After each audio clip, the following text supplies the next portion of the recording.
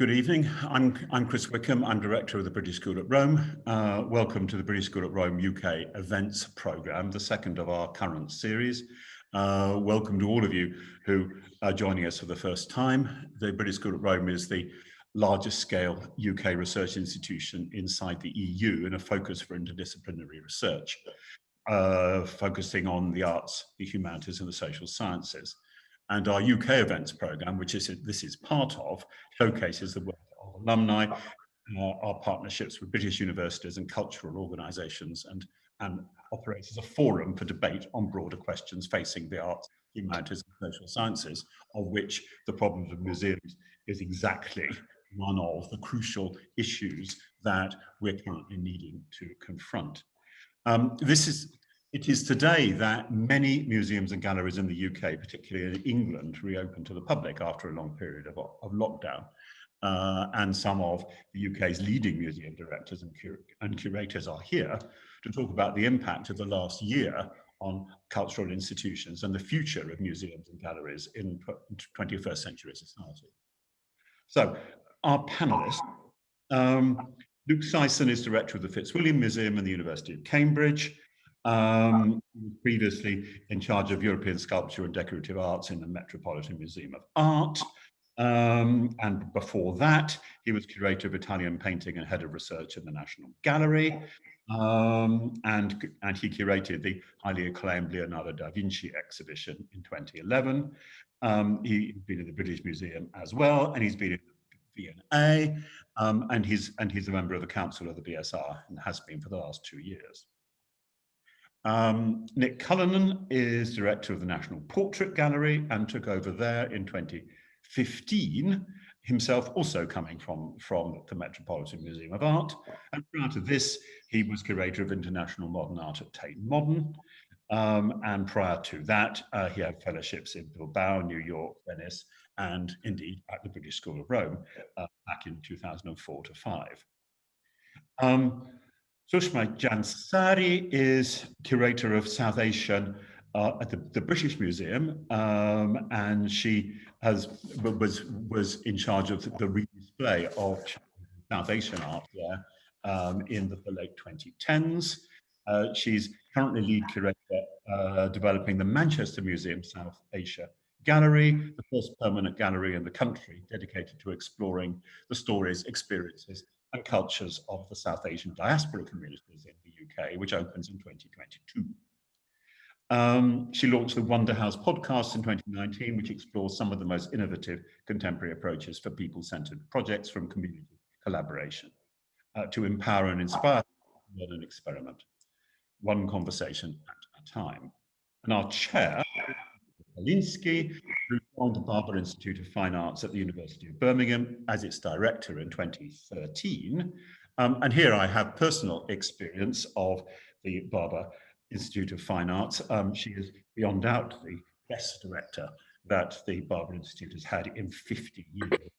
And I remember the others, so I can tell you that. She was previously Deputy Director, Chief Curator of the Scottish National Portrait Gallery, where she was curator of her 18th century collections. She played a key role in the hugely popular transformation of the gallery in Edinburgh, which completed in 2011. She's on as keeper of Dulwich Picture Gallery. Then she joined UCL as College Art Collection, and she's been a member of the Women Leaders in Museums Network since 2012. I'm just introducing these people. It is Nicola who will chair the rest of the show. But just to say that there will be a bit of time for Q&A at the end of this event, and she will direct this. But the important thing, and she will repeat this to remind you, is put questions in the Q&A box at the bottom of your screen. That's the only way that you get questions. So handing over to you, Nicola. Thank you very much, Chris, for that lovely introduction. I think the first director of the Barber, Bodkin, will be turning in his grave, but never mind. Today, as Chris said, we're at the beginning of the period where museums in England and Wales and Scotland, they've already been open, are beginning to open their doors again and to welcome visitors back within our walls. It's also International Museums Day today, so I think that's something that we all want to remember and think about with a bit of pride as well. So what does this mean to be opening our doors again to actual physical places with real objects and real people after more than a year of disruption and an almost universal derailment and rerouting from whatever business as normal used to be? Of course, not all museums are going to reopen. Some may have closed for good, sadly. And it's been, let's not forget, our probable positions of relative privilege, a really catastrophic year, a relentless and cruel trajectory of personal loss and societal convulsion, and it's not over yet. But as with any upheaval on this scale, living through it has taken us to somewhere, and our museums, to somewhere new and different. We've all carefully negotiated, or perhaps hopefully muddled through the storm, and landed at a kind of unfamiliar shore. And to mix my metaphor, we're standing at a threshold of new possibilities, but also I think some quite scary responsibilities as well. This crisis has stimulated some amazing creativity in museums and accelerated innovation. And we've witnessed extensive evidence of society's interest in museums. Museums are traditionally places that people trust. They're also the symbols and bearers of civic culture and values. But now I think we're being questioned more than ever over the old narratives and the old assumptions. And how we respond to that is one of the big questions going forward. Now, this morning at 10 o'clock, I was at the Barber when we reopened the doors to our visitors. And it was a milestone for me, full of real pleasure. But it did lack, and I think thankfully, some of the kind of weird and naive adrenaline we had last autumn, which proved to be a fool's paradise, because then we had to shut again. I had a huge sense of relief at the return of the visceral and strangely simple joy of reconnecting with culture in the flesh and talking to visitors in the galleries. They probably thought I was stalking them, actually. I was so excited. But this, I think, lies a little bit like a comforting blanket over a lumpy landscape of anxieties. And the anxieties range from the practical, what does a sustainable operating model look like now, otherwise known as how do I pay to get the toilets cleaned, to the more broadly philosophical, what post-COVID and a year after the wake-up call of George Floyd's murder and the Black Lives Matter movement is the best and most appropriate function for museums, and who gets to decide this anyway? How are we going to weigh up and balance and respond to the wishes and views of different audiences? Well, there are lots of questions there already, but I know that our wonderful panel are going to speak to these and many more issues besides, with insight and with passion. I'm going to start by asking each of our panelists to reflect briefly. I'm going to give them about 3 minutes on some of their personal reflections as museum professionals looking back over this extraordinary year. Then we're going to dig into some of the key themes, such as the great pivot, that new word, to the digital. What does that really mean for us in the future? And begin to tease out some of these questions about the role of museums in society. Has it really changed? What should we be doing? And we'll be opening up to questions at about 6 o'clock. So please do put questions into the Q&A box. So I'm going to hand over first to Luke for a kind of a quick summary of the last year in 3 minutes. Thanks, Nicola, and thank you very much for your summary of what we've all been facing. In some ways, the drama in museums might feel like a much less severe drama than others that have been going on globally in health and in society, but in some ways they're also a microcosm of those tremendous difficulties that we're facing.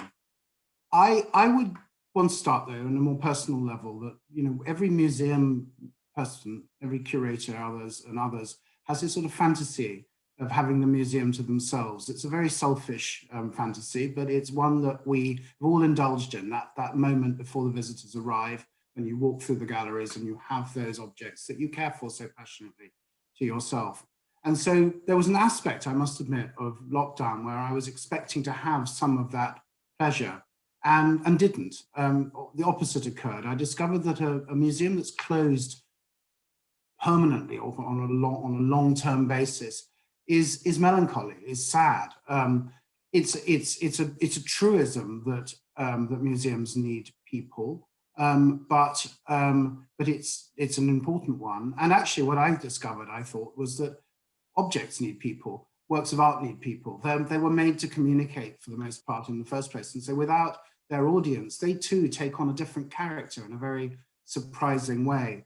So I think this year has been all about how do we connect with our audience, and how, in fact, do we make sure that we truly understand that we're talking about different audiences, local, which is, I think, important, academic for us within a university museum, regional, national, and international. And the way in which we've connected with all of those has changed, I think, fundamentally. At the same time, as often rather conflicting pressures have come upon us from government, from student bodies, from other places, as to how we discuss the objects in our care. So oddly, for me, the experience of this last year has been about these objects feeling somewhat marooned at the same time as as the need to interrogate them in new ways, and in ways that both unite and audiences, but also take into account their differences, has never been more urgent. So I think that's where I'll stop. How did I do? Brilliant. You had about 20 seconds. Thank you, Luke. And now to Sushma in the British Museum. Oh, thank you. Okay. I think my take is a little bit different, because I don't know, we started off, because obviously I was on furlough for quite a lot of last year, starting I think in March, when I don't think I'd ever really come across the word, so it was like furlough, interesting. And I think it went from this sort of weird moment of almost excitement, like, oh my goodness, this big shared thing, and I'm at home now, and what does this all mean? And it gradually became more and more difficult until, I suppose, the last lockdown, when I saw my child suffering really, really quite badly. And I don't mind saying that it came very close to breaking me as a parent, never mind as a human being. It was very hard. And I found myself reaching out and thinking, I need something to feed my soul at this point, because I'm really not coping and I don't know what else to do. And my husband recommended, of all things, Neil Oliver's podcast called Love Letter to the British Isles. And I saw the title, I said, are you kidding me? But I'm glad I listened to a couple of the episodes, because it really brought home to me, you know, the episodes start at about 800,000 years ago with the first footsteps here in the British Isles. It just got me thinking, you know, all these people for generation after generation, hundreds of thousands of years, we all have faced serious challenges. We've overcome some of the challenges. We have felt the same emotions. We have felt the same loss. And I think it brought me back to the collections that Luke mentioned as well. You know, they are, of course, melancholy places without humans, because humans made them, you know, and they made them for other people and to share them, to talk about them, to use them. And I think we are in such an incredible position to focus on our shared humanity, you know, the shared stories of what we've achieved, what we've destroyed, what we've lost, what we have gained, as a way to really connect with wider society. And I think something else that somebody mentioned was, you know, where were those big crowds saying, you know, open up the museums, why aren't we opened in April? And I wonder, you know, is this a way of bringing us before people, to show that, you know, we are the places that can help tell those stories, you know, our wider history, those connections, that we have real meaning. We're not just an afterthought, we're not just the extra added bonus at the end of a day or something like that, but we are integral to all of our lives right now, in the past, and also as a way of shaping our shared future as well. So I think it came for me from a place of being very, very low, in a very dark place, to recognizing that we have the most incredible opportunities. both through digital, but also in person as well. Thank you, Sushma. Thank you for sharing that. And now to Nick, whose experience is a little bit different because you were shut anyway. Nicola, thank you. I mean, yes, I'll talk about that. First of all, I just want to say that I completely concur with everything that the panelists have said so far about, the reason that museums exist is for people and, for objects to communicate with people. And even when I've been lucky enough to visit museums when they've been reopened over the last few months, it's always felt to me, although obviously, as Luke said, especially when you're in a crowded museum and you're sort of jostling to get close to see a painting, you think it would be so nice to have this to myself or to see it more quietly. And actually, when that wish has been granted, even seeing a museum that's open but with far fewer people, it has felt quite melancholy. Nicola, as you said, the National Portrait Gallery, we were in a slightly different situation in that we were scheduled to close last June anyway for a major refurbishment, which I'm pleased to say is going ahead. However, that still left us with 3 or 4 months when lockdown first began last March, which feels like a very long time ago now. I had to think what it was because there's been so many lockdowns, and the last 12 months seems to have lasted for about a decade. Where we were on a similar trajectory and learning curve. We just opened 2 exhibitions, one of which Cecil Beaton was open for 5 days before we had to close, and even in those 5 days, of course, people weren't coming because the fear was building. And I'm delighted to say it's opening in Sheffield tomorrow, which is fantastic. So it's wonderful to see these projects that have been in hibernation coming back to life. The other exhibition, David Hockney, is still open at the Morgan Library Museum in New York. But basically, like every other museum, we not only just going through the sheer challenges of, financially how to stay afloat, especially before the dreaded F word furlough came into being, which now is part of our vocabulary, but it wasn't always the case. But then, perhaps a more interesting discussion for all of us, which is how do we communicate what we're doing, and how do we sort of stay in touch with our visitors and with our audience? And so, like every museum, and I know we'll be talking a lot about digital, and I should say too that we already had during the closure program for the Building Works in London, a very ambitious national program, which again is coming back to life, and we've been working with cities and places all across the UK, including Birmingham, which is one of our favorite partners.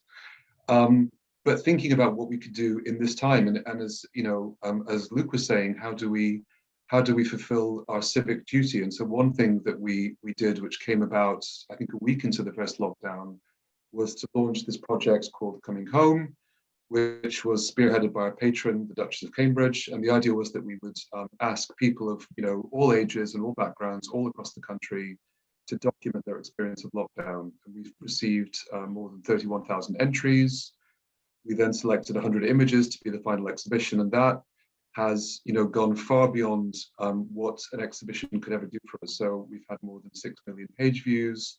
We turned it into an online outdoor community exhibition all across the country, and that reached about 5 million people. We just launched the book last week. This is not to just provide a kind of litany of success, but it's to think about how quickly we've had to learn when the museum is shut, whether it was planned or unplanned. How do you still communicate the heart and soul of what you do to your audiences? So I think for all of us, this has been a very big learning curve. But I have to say, not without some things that I'm grateful to have learned. And I think in some way, with projects such as Hold Still, not only have we been able to reach a larger audience beyond the people that would actually come to the gallery or see touring exhibitions, but I think we've been able to reach out to an entirely different demographic and to try and do something which, as has been said, reflects this extraordinary experience that we've all been through in different ways. How was that? Was that about 3 minutes? You were a little bit over. Oh, sorry. Okay, right. but I think you actually covered there quite a lot of the things that are in all of our minds at the moment. Everything that we have learned over this period. But I think kind of another interesting thing in my mind is what have we unlearned and what do we need to unlearn? And then to kind of pick up on that very kind of impassioned need to kind of feed souls with objects that Sushma brought up. And I was just wondering if we could tease that out a little bit. We've done all of these amazing things with the digital. We've connected with, audiences all over the world, you know, Australia, Abu Dhabi. But how do we make both our local audiences and our global audiences, what's going to happen to that? How do we feed their souls with the museum site, or how do we balance these things? I don't know. I'm sure that you've probably all looked at the Art Fund survey that's just been published, and that says that museums are going to have to operate in 3 sites in the future. They're going to have to operate as their physical base. They're going to be operating digitally and also out in their community as well. So that's a lot to kind of balance. And I feel that museums, we've been kind of pushed out of our walls, but there's also that longing to get back in them again. And I wondered if any of you would like to give some sort of further kind of reflections on those issues, the balance that we might find, and what are we unlearning? Who would like to go first? Luke. Well, I think that the question is a great one, and the Art Fund challenge is a crucial one. I think one of the things that I was very struck by with museums at the beginning was that there was a kind of sheep and goats aspect, and I'll be very willingly put the Fitzwilliam into the goats category. We were not prepared for this. We had not planned a whole digital program, and our website, frankly, was the equivalent of the sort of digital equivalent of Fountains Abbey. It was sort of vast and ruined, and you could sort of wander around, you know, admiring, but not necessarily understanding how you were getting from one place to another or why. But that was contrasted with the positive. So the positive, on the other hand, was that we were in a position not to furlough our staff, and especially not our learning team, which was made us quite exceptional within the sector. And what they were able to do was to pioneer a kind of remote fit that didn't depend just on the digital. It was also about other forms of connection with the community. It also built on a project that we'd been doing in the Fens, in towns like Wisbech, which we were calling pop-ups, where we would take objects out to Wisbech, to pubs, to Morrison's, the supermarket, to the market square, and people would meet a fragment of an Egyptian coffin there, and it was a different sort of experience. So one of the factors of the unprepared museum was that what they tried to do initially was to simply replicate the experience of being in a building online. And I think what we've all come to realize, and the reasons I was giving you those examples, was that actually this is about a set of complementary activities and different experiences that each of these media can offer. In my view, there is still no substitute for getting up close to an object, understanding it, seeing its scale, its facture, and establishing an emotional rapport with it, which is just as difficult with a work of art as it is with talking to all of you on a screen. You know, I'd much rather be in a room with you all, quite frankly. But that said, there are still things that the digital world can do around uniting people, around crossing distance, and around, I think this is the most important thing of all, forms of interaction, whereby the digital actually can create a space where a conversation can happen in a way that's much easier than the idea of people, however nice it is, standing in front of objects and talking to a small group. You know that you're creating a different kind of conversation, a different form of connection when you're employing citizen science systems or simply social media inspired commentary and so on and so forth. And I think that becomes a very exciting thing, which I think is one of the reasons why the MPG project was such a success, was that it was drawing communities together, and it was also admitting, and I think this is the crucial thing here, admitting the expertise and experience of everybody in relation to the work of art, rather than simply a curator, as was the case when I joined the British Museum. Well, I'm not going to tell you how long ago that was, but anyway, where the curator ruled, And whereas I often say we gave out information like they gave out gruel in a workhouse, you know, it was good for you, and you got what you were given. But this idea of interaction, which is something that I think the digital world throws up, is now something that we now be bringing back into the complete working practice of our institutions.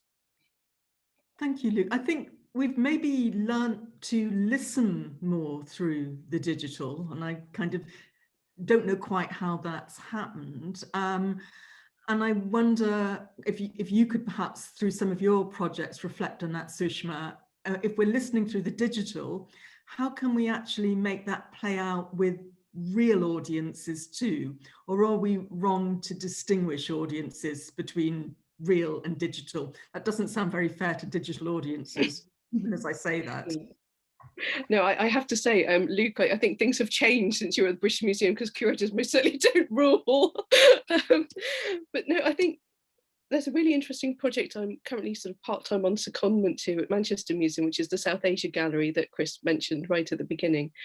And it had to change it massively since we started. We started by working with a large group of people, you know, mostly drawn from the local South Asian diaspora community in and around Manchester.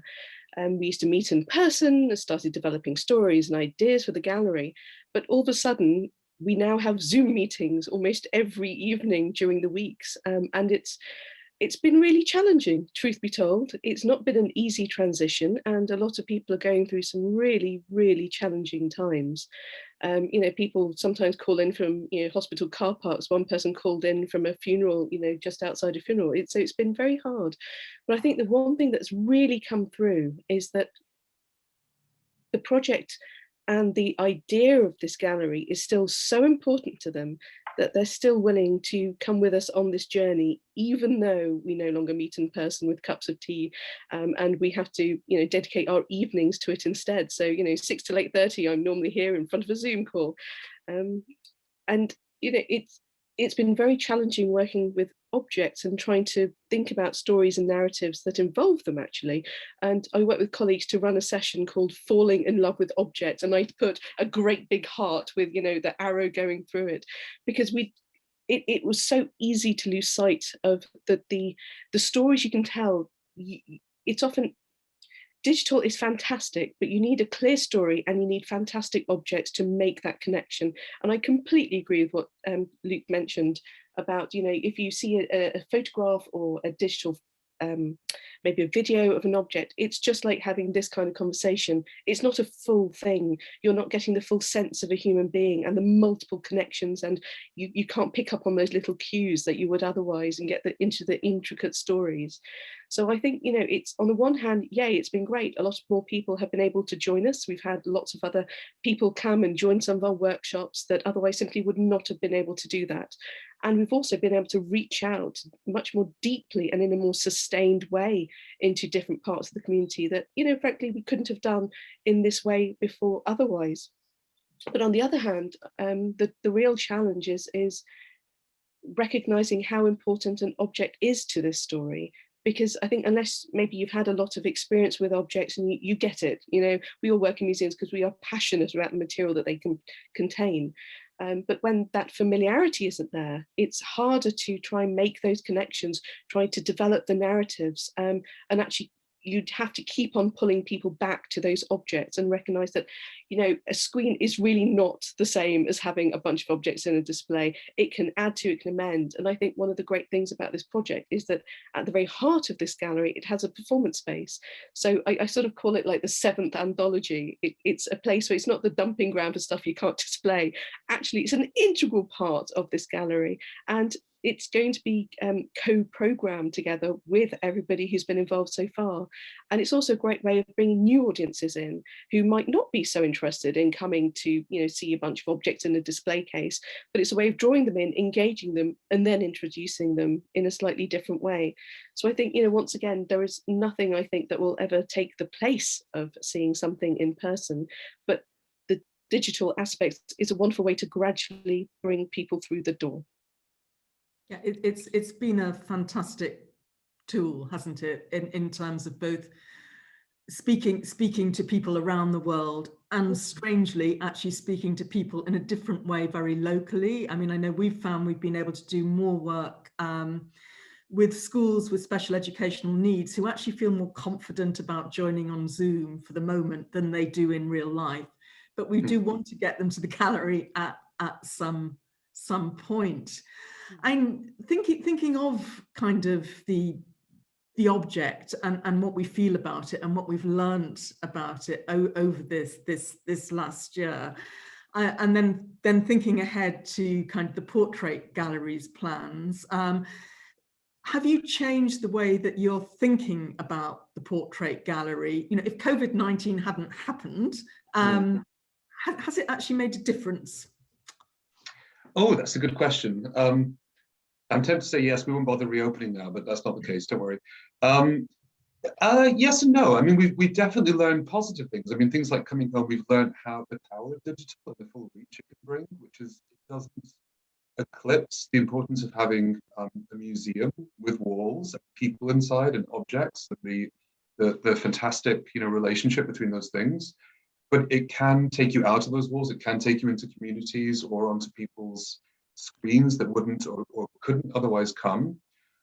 I wouldn't say that it's affecting overall our plans for the rehang, or, I mean, obviously I'm sure we're all having these, you know, more prosaic discussions around social distancing and contactless things. And I mean, let's not get into that because that's a different discussion.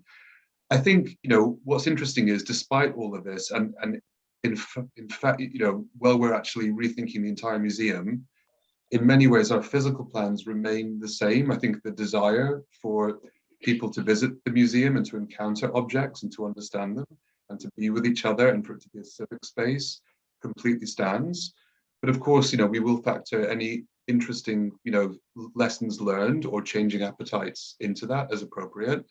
But I think, again, just to sort of echo what's been said, I mean, I think one thing is there's a danger of a kind of false opposition between the object and digital, and I don't think that's the case.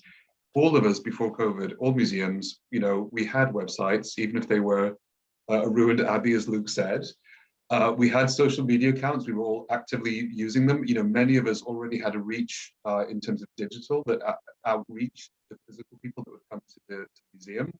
What this did was to fast track that and to put an even greater emphasis on that, especially for museums such as ourselves, where that was our only means of communication.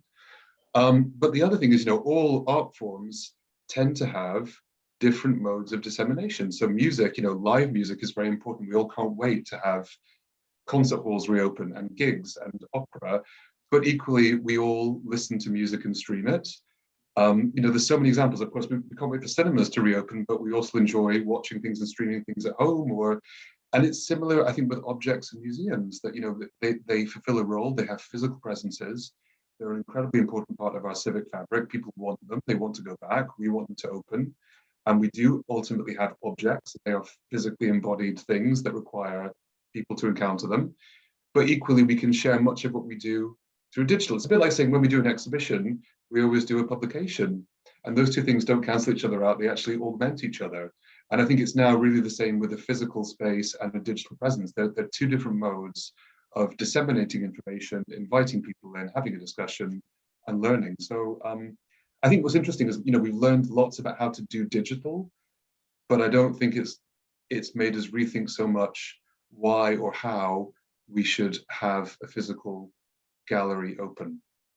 Just a thought. We're probably unanimous about kind of, you know, really speaking up for the physical object and the place. Yes, Sushma. I just wanted to totally build on what Nick was saying, because I think one of the great opportunities we have is that this whole lockdown situation has upskilled inadvertently at least a few generations of people, because my grandma is now totally capable of doing like WhatsApp video calls and she'd never done this before, so you now regularly get these calls. So I think it's something that we can definitely harness, and also for kids as well, because my daughter is now a total dab hand at Zoom calls. But I think we can harness all of this incredible new experience and ability to have hopefully a more personal connection when people do visit the museum, because it's not some weird unfamiliar thing in your hand. It's something, it's a useful tool to engage further and in a more personal way whatever form that may take. I know that QR codes have seen a recent resurgence, and I never thought I'd see that. But whatever it does, I think it's, you know, there are some positives to come out of this too. Oh yeah, they can go hand in hand. And although, if you like, we mustn't forget that some people are digitally excluded, it's also in some ways a great leveler too, for bringing people together, compared with some of the ways we've done it before. So that has to be really positive. I mean, I had certainly never Zoomed before March the whatever, and wouldn't have known if, you know, what that meant. But, you know, we just all had to do it, and we did it, and here we are doing it. Yeah, Luke. I just wanted to come back to your question about the sort of physical experience of visiting, and I think I completely understand Nick's point about the nature of a building, and that probably not changing very much. I think what happened, but to Sushma's point, what one does inside that building, in terms of how you tell stories and how you, and what kinds of interaction you can promote, might, I suppose, have some architectural implications ultimately, but also I think, you know, unquestionably on where, you know, we all exist within horrible tight budgets and so on and so forth. So where do we put our resource in the end? And, you know, where is that kind of important thing? One of the reasons why our, you know, the Fitz's Fountains Abbey website was in the state that it was in, was because we have tiny overstretched digital team. It wasn't their fault. They just had too much to do, and it was too much legacy stuff just cluttering up the space. So fine, easy in a way.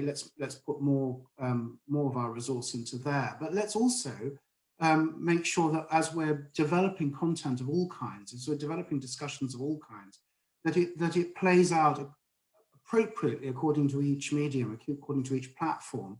But that it's a unified effort. I think what we've also learned is that, at least I feel this is a very strong learning curve for us, is that, you know, learning can't happen over here if research is happening over here, and then digital happening there. It's got to be a unified activity, and it's got to keep the audiences in mind at every point, from the genesis all the way through to the modes of delivery. And I think that those modes of delivery will change as a result of the kinds of more, as I said, more interactive mode, and as our understanding that a museum can't just be four walls with things in it and people, staff, I mean, then it's got to sort of expand. Will change our working practices, and will actually change, I think, the nature of the projects that we do in a fundamental way. So not necessarily the building, but what happens in the building is going to be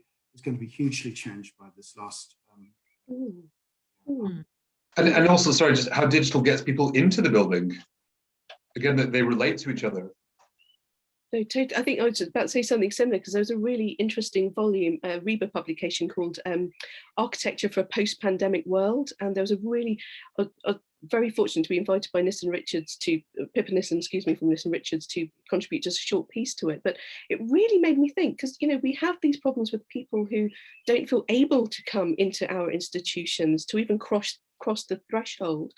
And at the moment, a lot of people are feeling really nervous and anxious about crossing the threshold out of their home, you know, into another building. So how do we change that, you know, the construct that built environment inside to make that easier for everybody, not just the people who are nervous and scared and, you know, social distancing, stuff like that, but also those many people who have always been too like, oh no, this is not for me, it's too daunting, it's too much, or, you know, whatever those concerns might be. So I, you know, not that I have any, you know, wonderful answers for any of this, but I think it's something we do need to think about, because we can't keep on saying, oh, it's the portico, you know, it's just very daunting, can't do anything about it. I think, and I think what Nick just said, if we can harness some of this digital work that we're all really investing heavily in, and the reinterpreting of displays and galleries, and also then bringing with us so many other people as well, that's surely only a win-win situation for all of us. Yeah, I mean, I completely agree. And just to, to take the idea of the museum without walls, I mean, obviously we all want to retain those walls, but not to keep people out, but just to protect the objects within. But I think what we've learned with digital is that you can do that, but as all of us have been doing, you can also find innovative ways to go beyond those walls and to reach out to people and to reach out to communities so that A, you're going out to them, but hopefully they then really feel they're welcome to come back to you. It's reciprocal, it works both ways. And I think the other thing we've got to do, probably even better, is understand what the range of the digital offer actually looks like out there, and how we can harness that. I go back to what I said before, which is that I think museums, the tendency has been to try and replicate what we would be doing inside a building on a screen. So, and this is a good example in an odd sort of way. We would normally be in a room together with an audience sitting opposite us and so on. I think there are, as the year has gone by, even if it's a rather theoretical mode, we can understand now that people's forms of digital interaction are much more varied than the museum world has generally allowed. And it may not be possible for us always to do these things ourselves, but we need to find the right digital partners to deliver. I'm very struck by Getty, for example, during this period working with Nintendo, and the whole. I mean, I'll be 56 next month, so the world of gaming is not mine. I get really, but it's not that kind. You know, though. No, I know. You're astonished. And but actually, for those who do, then understanding how the ways in which we speculate about objects, the ways in which we don't know things and we have to imaginatively reconstruct context, physical context in some cases, is the sort of thing which we can actually be inviting people in to do. The whole world of VR and virtual reality is another whole realm that, this year we haven't got to, it seems to me, yet. But what this does is provide a prelude to a different form of imaginative and creative interaction with objects. I would say the final thing is the very simple one, which is you can get up close, really close, to things that you can't see in behind the glass or of a case or behind a barrier. You can get your nose into the paint. You can understand how a boxwood carving was actually made, or where the marks of the casting of a bronze actually leave their mark on the surface. You can do all that you can see beneath the surface of something using the kind of, all those things, I think, again, are about tailoring a very specific digital experience to the things that, the kinds of arguments and conversations that really suit them. Just Luca, I completely agree, because what I would say is I haven't seen yet, although many museums, including ourselves, have tried and even done a good job, a completely exceptional digital exhibition or tour of a collection. It's just hard to have that physical move through space, looking at objects, and also where you get to really decide the relationship that you want between different objects and go back to something. But where I think museum collections can be very strong is, as Luke said, really getting up close with that one singular object. And often if I want to know something, I will go onto a museum website and spend time looking at the catalog entry and then zooming in on the image and going into conservation issues. And I think that's where there's a real potential to build on. But I do think the experience of almost happenstance of physically encountering an exhibition, or indeed an entire permanent collection, relies on being able to amble through physical space amongst objects and people. They're complementary and they're different. Yeah. Each does something that the other can't as an experience. And I suppose this last year has sort of pushed us towards the area that perhaps was always, if you like, a bit of the poor relation, and achieving that balance is going to be a really exciting thing to do. Now, coming back to the idea of the museum without walls, what I'd like to do now is to actually just put those walls back for a minute, but with a different kind of thought in my mind. Perhaps the museum walls, both literally and metaphorically too, make the museum a kind of good and a safe space for discussions that are hard to have, And I wondered kind of what your thoughts were on that. What do you think the responsibilities of museums as public institutions with collections and with audiences are in the world now? And what are the opportunities? What should we be doing within those walls, whether they're digital walls or the real ones? Any thoughts on that? Who wants to go first? I mean, it's a really good question. I think it's something that I'm sure we're all and have been asking ourselves, especially, you know, with events of the last year. I suppose, you know, speaking as a national institution, I think the first thing is that we are non-political and non-partisan. And especially, you know, in terms of the way that we present history, it is always meant to be balanced and not subject to political pressure or whims, which I think is very important from either spectrum. And that we present as objectively as we can, you know, histories and issues for people to debate and discuss. You know, we don't want to be sort of polemical as such, but nor do we want to also try to shy away from more difficult things. And I think, yeah, that is one role of museums, is to present history or objects which can help to hopefully elucidate current thinking or issues and let people make those connections for themselves and amongst themselves. So it's a balance, really. I think that, you know, it's trying to cover that spectrum of obligations is quite important. Mm-hmm. Yeah, I hope that museums will be a place where people can talk and to listen to people they don't necessarily agree with, but we'll see. Yes, Luke. Well, I think, I mean, Nick's absolutely right. I think in keeping a balance, we have to also take a position, I think, on occasions, not least to sometimes explain what it is that we're actually doing.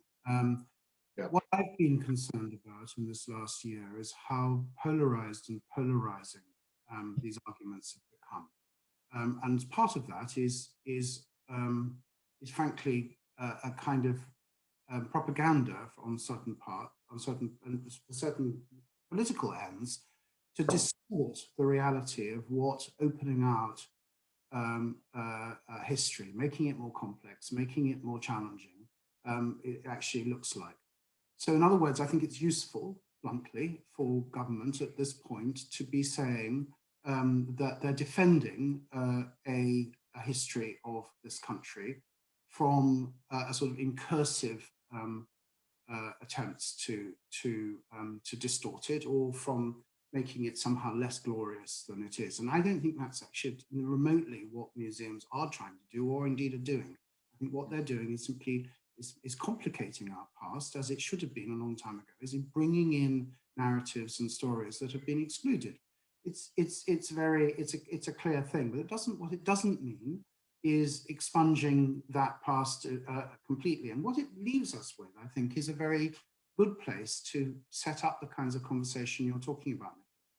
Each of the objects, many of the objects that we look at contain contradictory, conflicted histories in their own right. You know, they came to us by a means that are sometimes appalling, but they speak to us in ways that can be extraordinarily enlightening. Those two things can't be taken apart. They're part of the history of that object.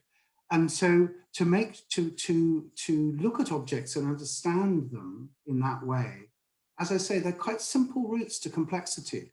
And I think what we need to be doing is promoting that notion of complexity, not trying to resolve it, but to live within it, because it's a part of the decision making that we're doing. And I was reading Derby English on Glenn Ligon the other day, and that's exactly what he talks about Glenn Ligon doing around the James Baldwin paintings that he did about 15 years ago, I suppose. And I think that can be said of so many objects, you know, whether it's the Wedgwood "Am I Not a Man and a Brother" medallion, which unquestionably caused an enormous abolitionist surge, but also presents a person of color in a subservient pose. Is it a good object or a bad object? It's neither, but rather it's both.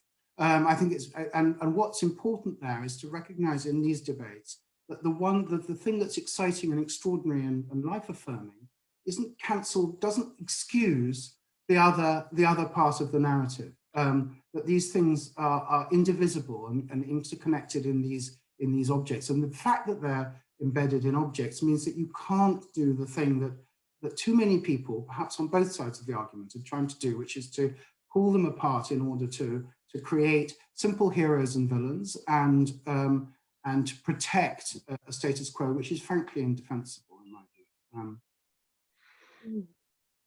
I think it's interesting. I think this is also quite an interesting opportunity to, almost share the stage with other people who do have a whole wide range of opinions and ideas and thoughts about different objects, different topics, different things that are going on right now as well, because actually that's completely normal. That's always been the case. It's not as if we've always had, particular ideas that have always held sway or anything. And I think bringing in the complexity through different voices, I think is really interesting and important.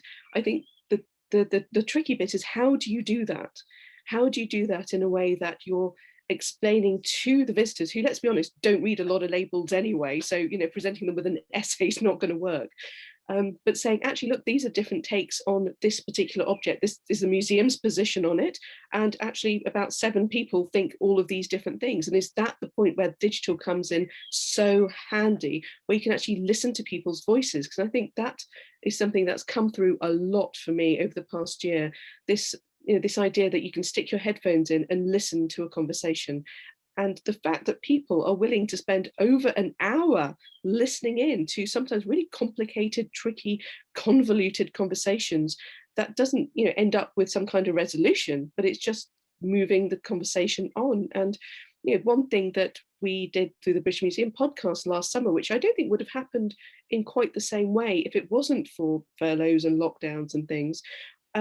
Hartwig Fischer, the director, plus me, plus a couple of guests, we did 2 really long podcast episodes. One was on Hans Sloane, really tricky, complicated character, really tricky, complicated collections, you name it, it's in there. And we also had another similarly interesting, complicated conversation about the International Day for the Remembrance of the Slave Trade and its abolition. And we didn't come to any resolution. We all had very different takes on these subjects, but we were able to share those with the wider public in a way that, having just a standard panel discussion on a stage that a handful of people could come to, it just would never have had that kind of traction. And the response to that was really incredibly positive. So I wonder, how do we bring those things together? And I personally found through my own podcast, having those really challenging conversations, it's something that people are very interested in listening to. And it's not just people in our lovely bubble of people who think that museums and galleries are just fantastic and, hey, they're great, let's listen in. It's getting much wider traction than that. So the thing is, clearly the audience and the willingness and the interest is right there. It's how do we harness it in slightly longer term, and also in a way that works for both of us in our galleries, as well as the digital sphere as well. Can I just add one thing, just because both of you made me think about this more, and I would completely agree with what you said. And one thing I think is there's a difference between being political and having principles, especially for a museum. And museums aren't political as such. They have politics, of course, and there's politics around them, but that's not our raison d'etre. But we are founded on some very important principles for everyone, which is to do with honesty, truth, objectivity, transparency. I don't think anyone would argue with those as principles of what a museum does and why it exists and what it's trying to do. And we don't tell people what to think, but we are definitely there to help people think. And I think, we need to think about all these things that in such a divisive and polarizing age, these things that unite us rather than divide us. And so I think this idea of, a museum being a political discussion is really a red herring. They were founded and they exist still for all of these things that we can still agree are very important, whatever your political spectrum. So I think I'm keen to kind of claw it back from that. Well, I think the other thing about this is that this is about, goes back to this question of people. Politics is another thing about people. This is about our interaction with one another, our views of one another, our prejudices, in both positive and negative. And I think one of the things that museums can do is to show that those things are not, they don't arrive out of the sky, that they are formed over generations and generations, that these are These are, and we can do that by asking people questions, by asking people to look. It's always interesting to me. I mean, it's inevitable that when people give my bio, they always talk about Leonardo. Actually, the exhibition I'm most proud of doing was a little show that I co-curated with Eleanor Alcorn at the Met. Nick might remember it. It's called Plain or Fancy. I love that show. And it just put decorative arts out there and asked people whether they thought it was plain or fancy, their taste or not their taste. And then in the labels, what we did was analyze the moral, aesthetic, social decision-making that had gone into the making of each object, and showed how their response to it, to some degree, was part of their own inherited identities. And it started with an incredibly simple premise, and then it became very complicated and didn't need digital, actually. All it needed, what we did in the center of the gallery, for example, was label each object twice, once analyzing it as plain and once as fancy. And that allowed people to understand very straightforwardly that there isn't a single answer to these objects, that their opinions matter, that something as simple as, I don't really like that very much, can actually be illuminating of their whole set of interactions with the rest of the world, and that whole sense of what legacies they bear inside them. And I think that, you know, I want to do more of that kind of work, and I think that can happen in galleries again in ways that get away from the gruel, get away from however excited you are to write your label, that we, a liberal elite, are giving people what they might want, rather than actually giving them the options to say, you know, bugger off, I don't like that, and I'm now going to tell you why. Although I would say, I think plain and fancy goes very well with left swiping or right swiping. So again, it can be digital as well. Lots of potential there. And I think there's something here about kind of, on the one hand, listening, and that you only gain through listening, and the museum being a forum for that. And this, I suppose, comes back, I think, to where we began when Sushma was saying about what she missed about museums, the kind of humanity of museums. You know, museums are full of stuff, but that stuff relates to people, and that's why we're interested in it. People's whose lives were probably as sort of kind of complicated and sort of, you know, difficult as lives can be now. So that does make museums, if you like, so full of potential. I mean, which we do anyway, but I think to really kind of face the kind of future with confidence. And so I think before, we haven't actually got any questions coming through. That's a little bit kind of, at least they're not coming through. Whoa, here we go. Right. Right. Okay, well, we have a question from Hannah, thank you. To what extent does the panel think museums have barriers within and amongst museum staff and employment in museums? I'm thinking about the lack of diversity and also issues of pay and contract precarity, indeed, amongst museum staff. To what extent do these issues perpetuate barriers to audiences who can access museums and their contents? So, that's a difficult question. Who's going to start with that? I'd love to start, if that's okay, just because it's something that is very important to me. I mean, in a nutshell, you know, yes, of course, there are still barriers. And I'm not, when I say of course, I don't mean that that's acceptable, but I think we just need to be honest. And of course, equally, I'm sure that we're all very keen to overcome them. It's ongoing work, and it's something that, you know, I spend a lot of time thinking about and also trying to, you know, do things and for example, working with charities that focus on secondary education, because I think that's where it begins. I mean, you know, for example, I stumbled into art history by mistake. It wasn't taught, so I just found it by accident. And I think if people don't know about their options when they're, you know, in their teens and can make decisions, it becomes self-selecting. And then art history, let's just take that as my discipline. It's already deselected, and then of course the pool becomes inevitably smaller when you factor in all of the other things that, you know, we could and should talk about. So I think it's crucial. I think it's also crucial that, you know, the inside of the museum, the people that work there and the culture matches what the outside is meant to be and the people that you're meant to be attracting and you say you want to attract. Otherwise, there's a discrepancy that will never fully resolve itself. So I think that's vital. It will take years to rectify. That doesn't mean that therefore it can be deferred. You know, we are all working on this, and we should and we must now. But I think we just need to be honest about the scale of the issue. I think we can also be honest that there is good intentions, but it needs to be continually worked on, and it will take years before I think there is sort of full parity and representation. But it's a really important point, and I know it's something that certainly myself and the MPG we talk about this, and more importantly we do things about it a lot. But I'm sure other people want to talk about this as well. Yeah, I think this is a really important question, actually, because I mean, personally, I haven't been in museums for as long as you guys, but I've been volunteering about 10 years ago, and I went through a lot of temporary contracts and eventually got gold dust, a permanent job. Wow, and the pay is rubbish. But on the other hand, I think we need to be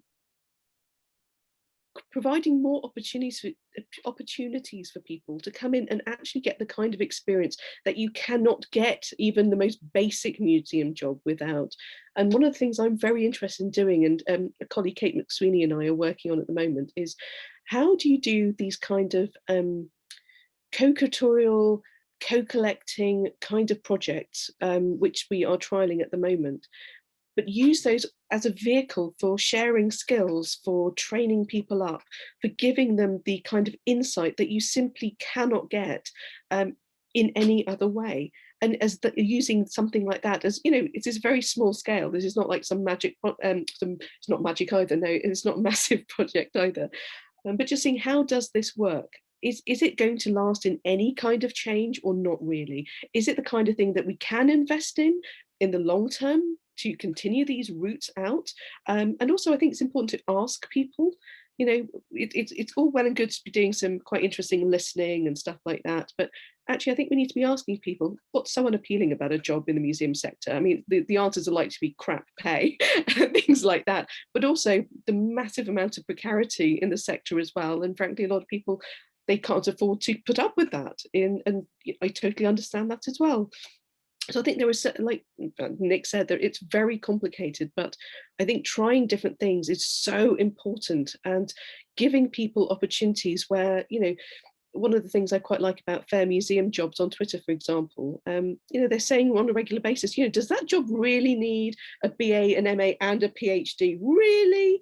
And I think that's really important, because actually, if you look at slightly older generations of curators who are also excellent, how many of them really had a BA, MA, or even a PhD? They didn't, and yet their work is spectacular. So I think, there are loads of different factors going on here. I don't have any easy answers to any of it either, but I think, we still need to be listening and trying and reaching out as much as we can, and opening up long-term jobs, not just a 6-month training contract with a rubbish pay that you can barely live on.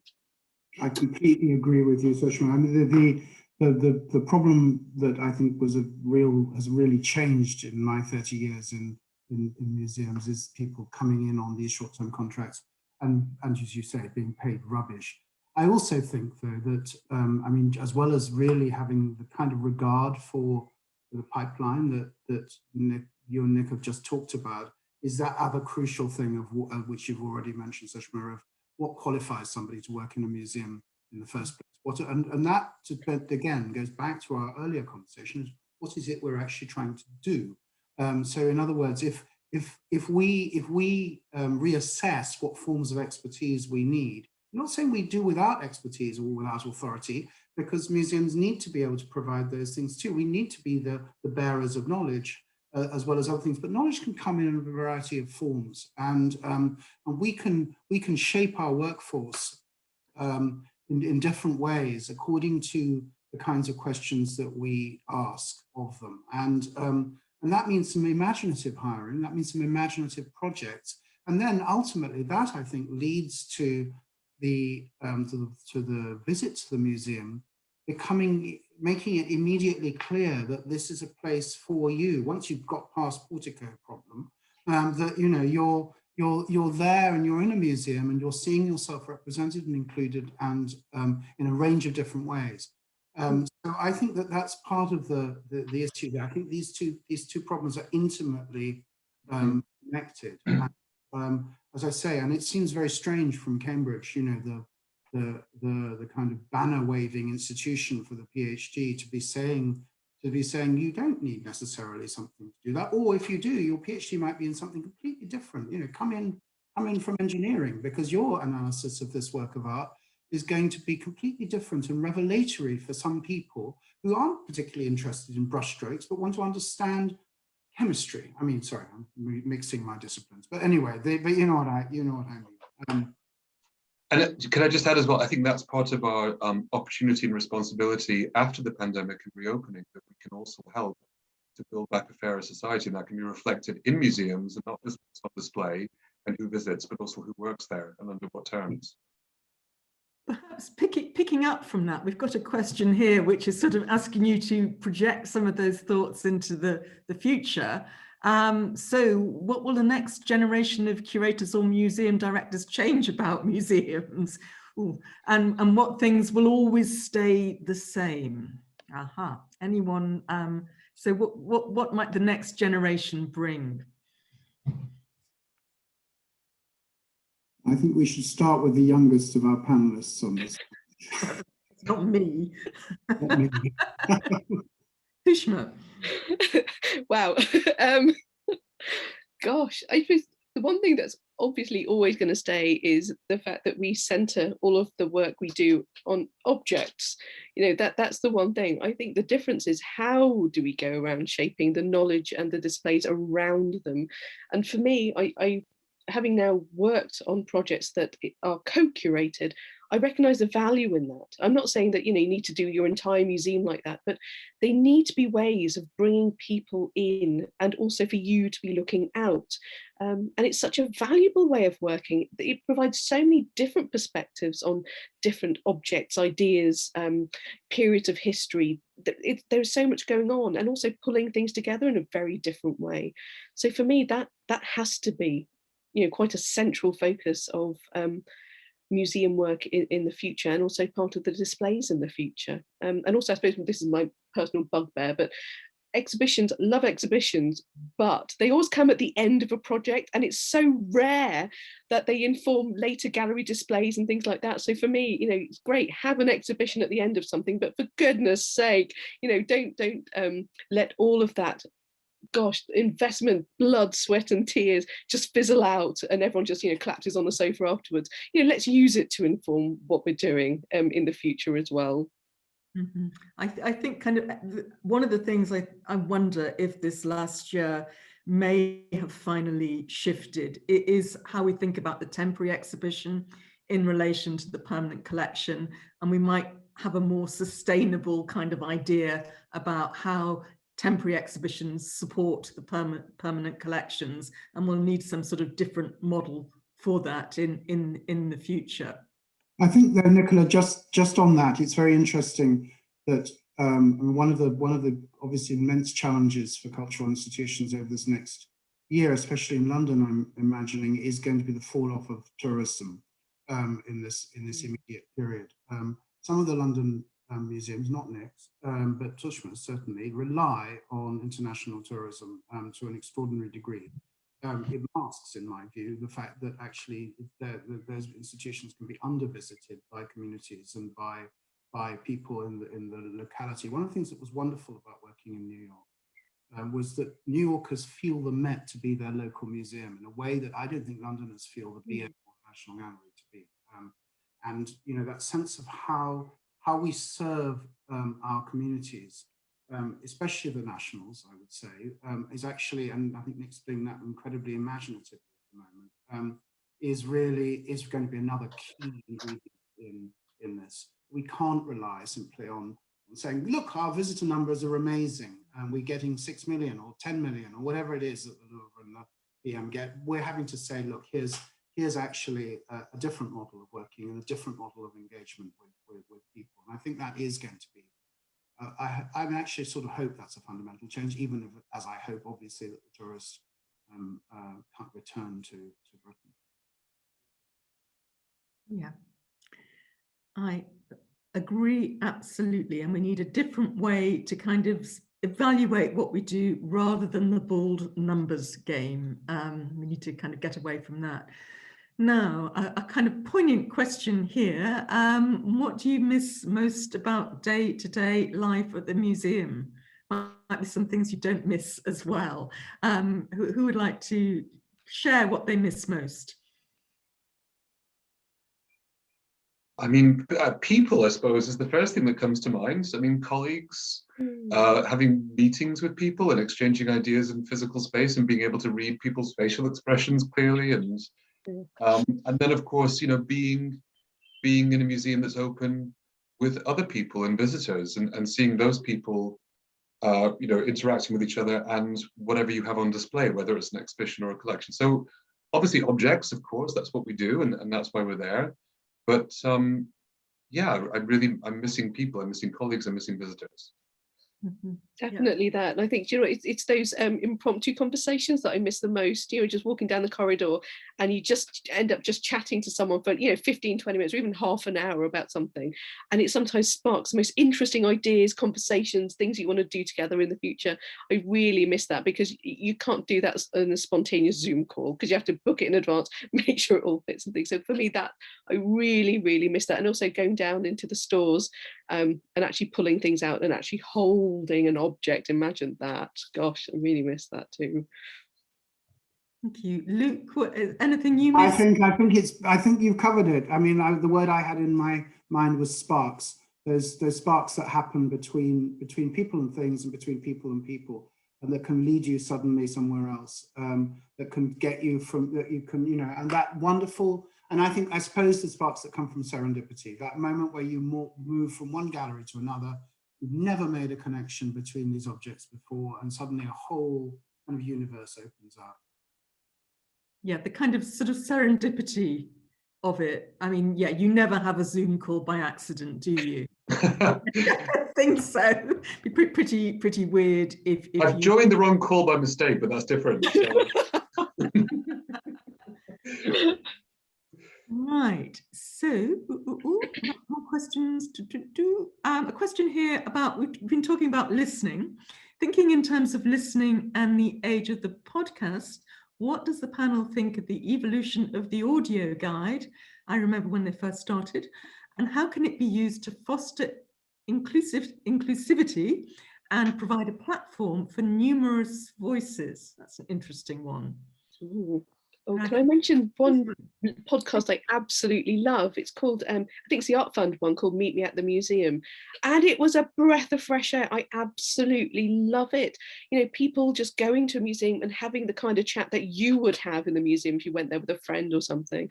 And it was just so normal. It was such a lovely, normal experience. It wasn't, you know, somebody talking about the beauty of a particular painting or, you know, that kind of thing. It was just normal. And you know, the kind of conversations these, you know, looking at objects sparked, you know, the building, the place, the different people. So it's broadly centered on a museum or a couple of objects or whatever it might be, but everything else about it was just brilliant. And if it wasn't a podcast, you would not have heard of that, you know. And I think the podcast is a very, very democratic space because you don't need a huge amount of money to, you know, record something. You can download an app on your phone and off you go. So I think podcasts are brilliant. I suppose it's more about sharing the fact that it exists, because for me, my own podcast is something I set up with my lovely colleague, Nick Harris. He helped me because I came to him and said, look, I've got this idea. I don't know what to do.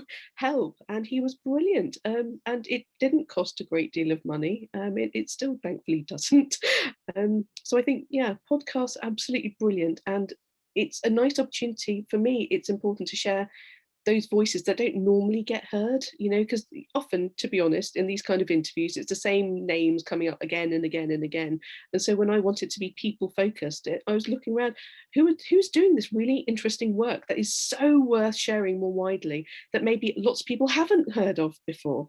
And so I think that's almost like the raison d'etre of that podcast. And it's proved, I have to say, phenomenally popular, way more than I ever thought it would. But it's brilliant. You can do so much with it, and kids can do it. Adult, I mean, it's for everyone.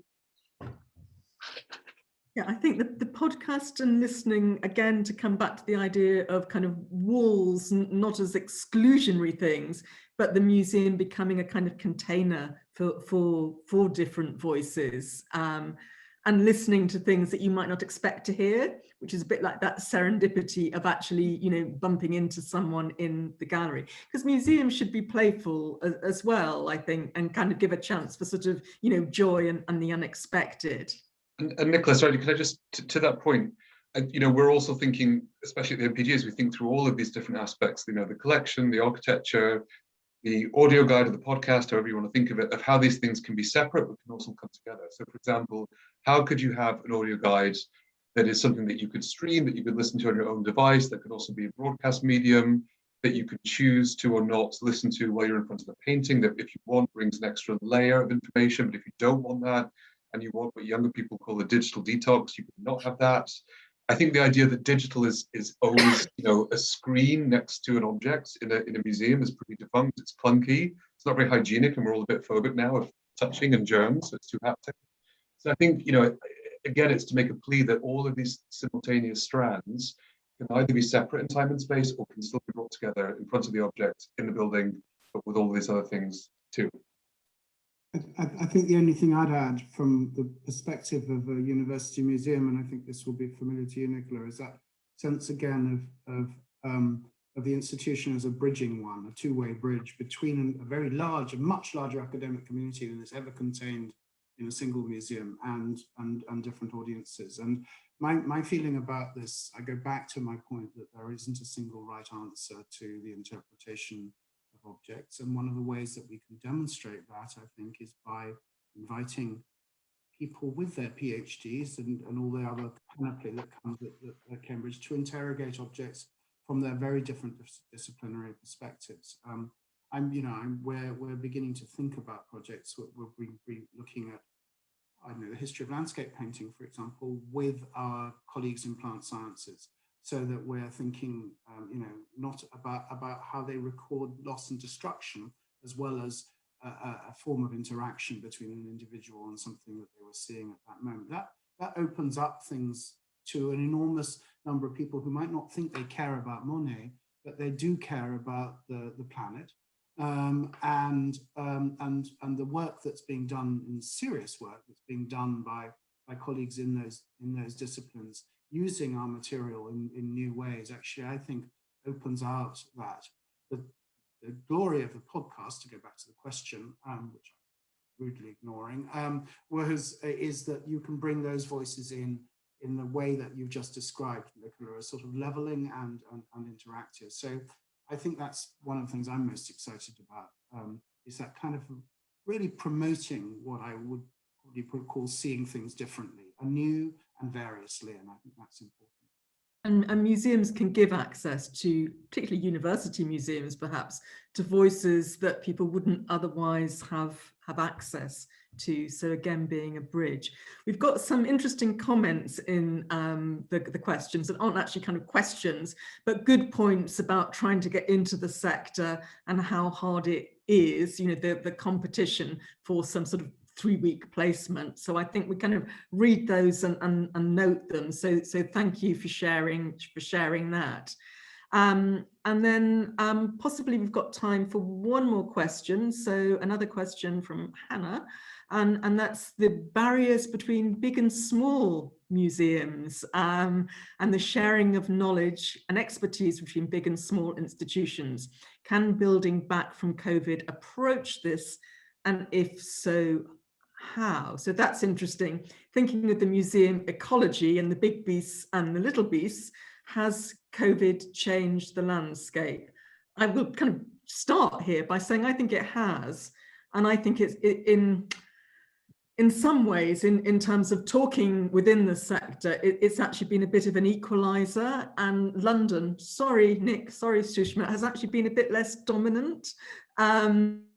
How that will play out in the future, I don't know. But any thoughts on that, on the relationships within the sector? You can think big, small, strong, weak, well-funded, underfunded. Any thoughts on that? A couple of immediate thoughts. I mean, you're absolutely right about perhaps a slight recalibration between the capital and the rest of the country.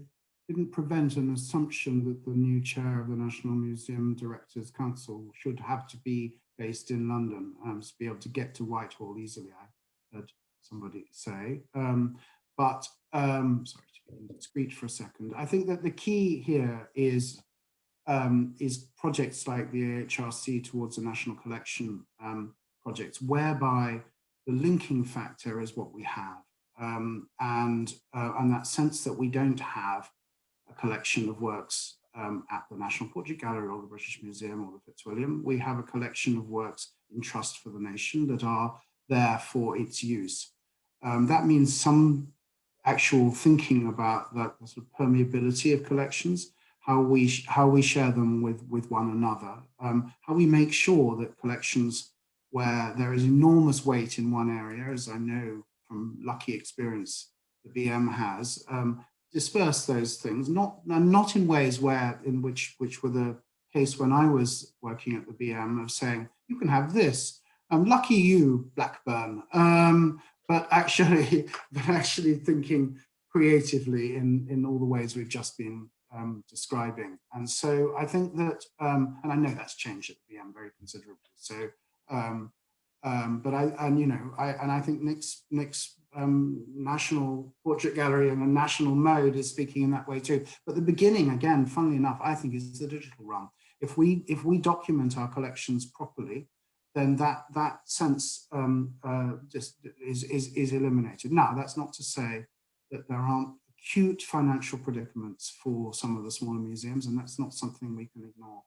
But there again, that's something I think that as those collections become better known, that they're not just sort of a mysterious thing that might, that people haven't necessarily visited in Northampton or Bristol, that they're actually documented, they're online, and they can be found, then their value increases. And they're less vulnerable then too. Yeah. And can I just follow up? I think this all really good points. There's two things about this, especially in terms of the national work for national museums, often based in London, which is about scale and tone. And I think scale, many institutions around the country before COVID, certainly afterwards, just don't have the economy of scale, either the budget or the resources or the physical space to do big exhibitions. But there are ways that you can work together. And I think that's the crucial thing about tone, that I think a national program has to always be a collaboration between two institutions and between, whoever holds an object and the audience that is going to enjoy it. So for example, one thing we've been doing for now a number of years is this project called Coming Home, where we lend one portrait to places around the country that are most closely identified with that sitter. So it's not about, us, the MPG in London, bestowing our munificence on the regions, but actually it's about that person and that place and that audience, and we're just facilitating. And I think it's about how we work together with organizations, big and small and plain and fancy, but also, how we communicate to different audiences and how we actually reach out to people without making them feel that they're being reached down to as such. I think following on from that, I mean, I am involved in one of these, national programs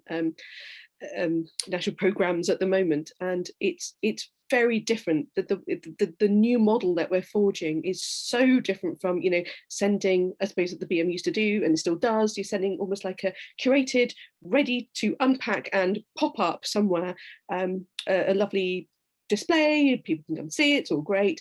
But this is very much about exactly what, Nick, you were talking about. This is about actual skill sharing, and it's a two-way thing. It's a two-way process. It's about sharing collections. And once again, it's a two-way process.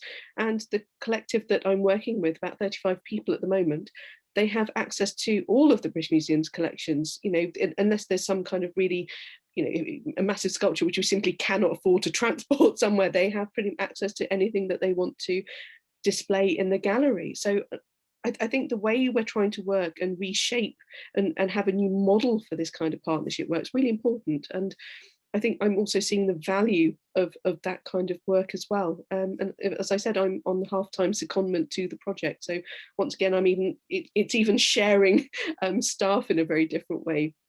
But I think it's an excellent way to develop this idea of sharing our collections nationally, not just the international kind of exhibitions, but recognizing that these are national collections. It's not London's collections. It's not, just, mine because walking around or anything like that. And I think people, the way they now look at the gallery and they look at the collections at the British Museum is very different, because they finally feel some kind of ownership and connection with this material in a way that simply wasn't there before. Because when we did the initial in-person gallery tours and the in-person workshops, bringing out a bunch of objects, there's a lot more distance. It was like, you're okay, that's quite interesting, yeah, whatever. Whereas now it's like, no, I really like that one. I think we've got to have that one for this display. It's like really important. And off you go and do the negotiating. Can we take that off permanent display? Just, maybe for a year or so, whatever.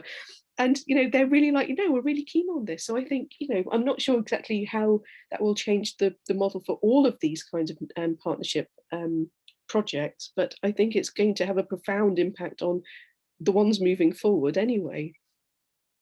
I suppose I think if you like, everyone, it's so exciting when it happens. And I think people in museums and our audiences are so keen to do that. I can see in a sense the problem there is kind of resource. There's so much we could do, but this is expensive to do. Have you got the conservation team? Can you manage the loans?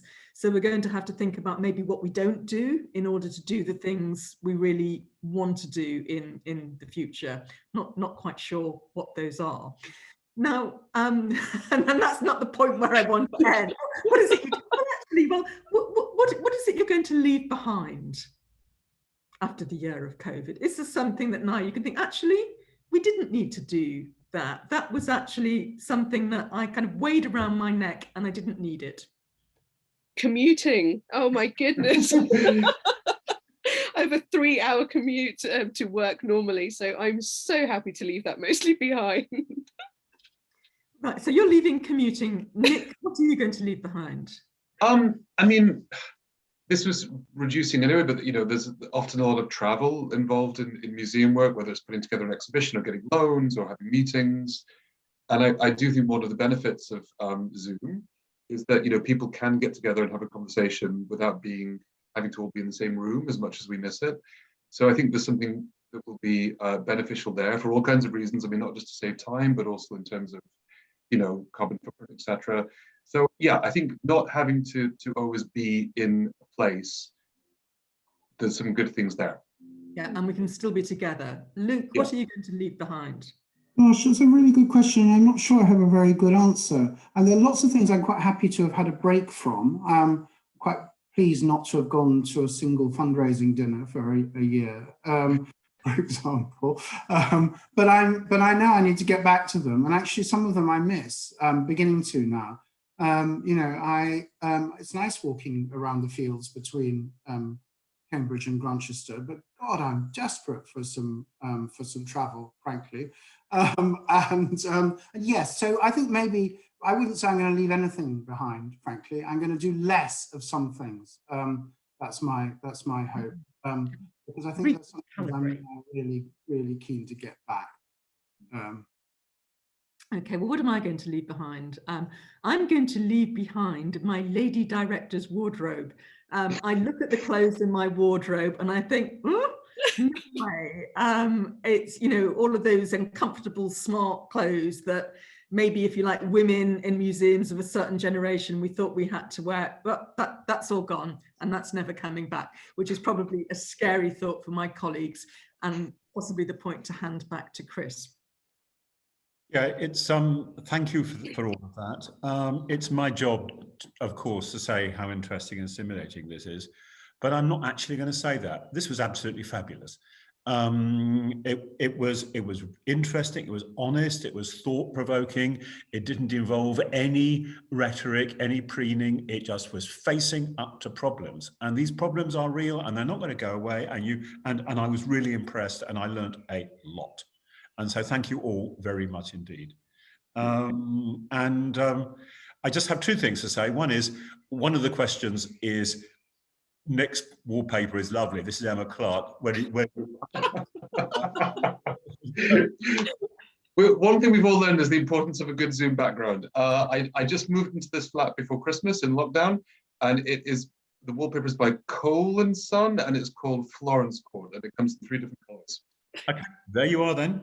For the rest, our next meeting's on the 22nd of June, Tuesday, 22nd of June, where we're going to have David Avalafia and Donatella Strangio and Peter Frankopan discussing migration in the Mediterranean. And I hope it will be as thought-provoking as this one. It's unlikely to be more so because this was really great. But I welcome you all to it because it will be an interesting evening. Thank you very much indeed, all of you. Thank you. Thank you.